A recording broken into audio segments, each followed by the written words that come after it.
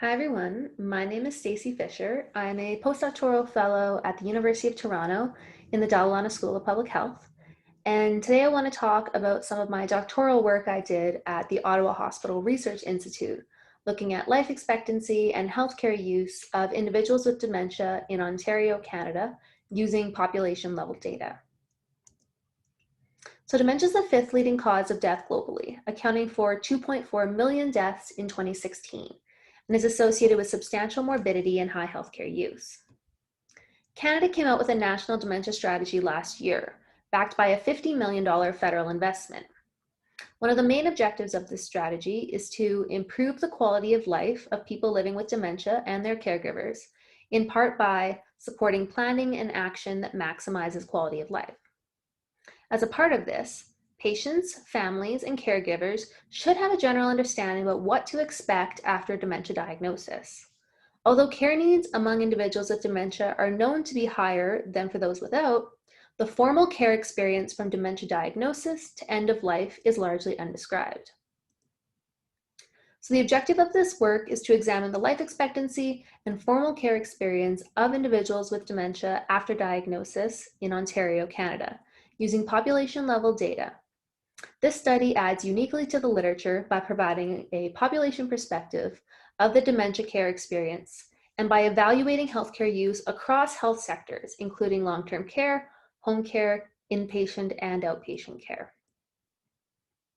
So first, we identified all prevalent dementia cases in Ontario between April 2014 and March 2017, and calculated mortality rates, rates of healthcare use, and healthcare costs using only the time each person contributed in the study period.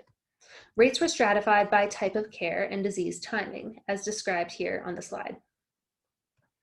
These rates were then used to create period life tables to estimate life expectancy, as well as average healthcare use and cost for individuals with dementia from diagnosis to death. Healthcare cost included all costs incurred across all types of formal care, as well as for prescription drugs using an ICES cost algorithm. The prevalent cohort was created using de-identified individual level administrative health data at ICES and a validated dementia definition. So this definition is one hospital record or 3 physician claims at least 30 days apart within a 2-year period, or a dispensing record for a cholinesterase inhibitor. This definition was supplemented with information from long-term care, home care, and complex continuing care assessments in order to increase model sensitivity, which we felt was particularly important for this study. Individuals were excluded if they were younger than 55 years of age at the time of dementia diagnosis, or if they were not eligible for Ontario's healthcare insurance plan. So we did not follow patients. Rather, we only used recent data from 2014-2017 to estimate rates that would produce results more directly representative of current care practices. However, in order to properly attribute time to the 4 different disease stages, we looked back to January 1991 to assign dementia diagnosis date, defined as the date of first dementia ascertainment using the previously described definition. We also looked forward to March 2018, 1 year past our end of study, to identify if an individual had died.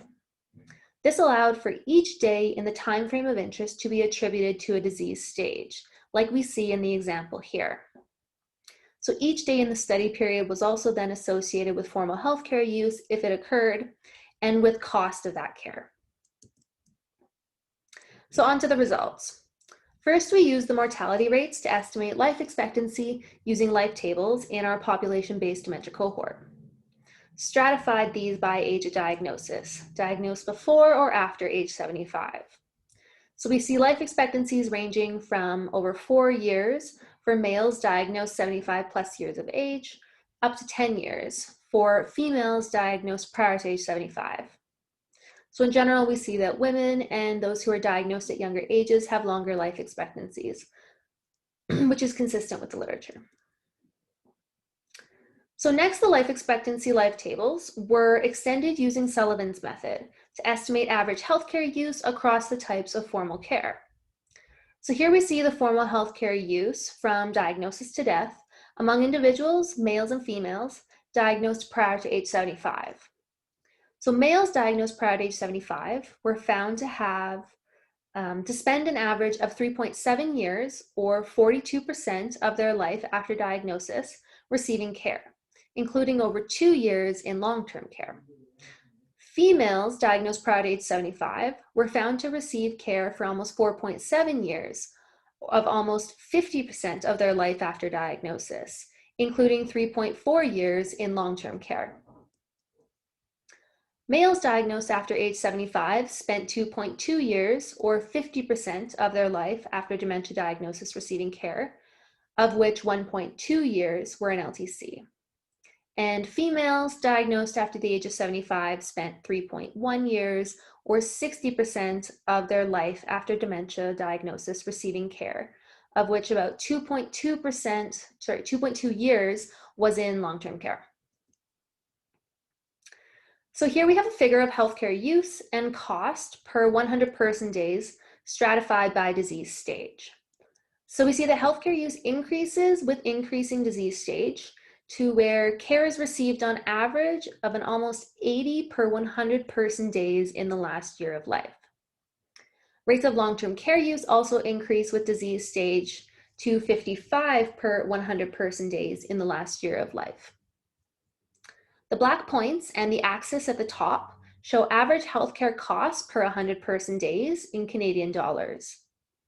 We see that healthcare cost increases with disease stage, with cost in the year after diagnosis and in the progression phase being pretty similar, probably due to the high cost of inpatient care that is more common in the year of diagnosis as opposed to progression. In the year prior to death, direct healthcare costs averaged 17,500 Canadian dollars per 100 person days. So a major strength of this study is the use of large linked population level data of all healthcare encounters of all individuals with dementia in Ontario. And as period life table methodology was used, and mortality and healthcare rates and costs were estimated using only recent data, the results are thought to more closely reflect the life expectancy and healthcare experience of the current Ontario dementia population, especially when you compare these results from older cohort studies that follow people from their diagnosis. However, as dementia diagnosis was evaluated using healthcare data rather than explicit physician evaluation, and as dementia is generally underrecorded in primary care, diagnosis and diagnosis dates may be misspecified, which may have led to an underestimation of life expectancy and underestimation of healthcare use and cost. We also do not consider informal care use, which is known to be very substantial among individuals with dementia. So in conclusion, the burden of dementia on the healthcare system is substantial and significant throughout the disease course, unlike with many other diseases in which the burden rises sharply in the last year of life. These results can be used to inform conversations with patients, their families, and caregivers about what to expect after a dementia diagnosis, and to inform population health planning efforts. This work was a part of my doctoral thesis at the University of Ottawa and the Ottawa Hospital Research Institute with my supervisors, Doug Manuel and Peter Tanya-Saputro, and my committee, Jeff Anderson and Monica Talliard. I also got help from Sarah Spurrin at ICES.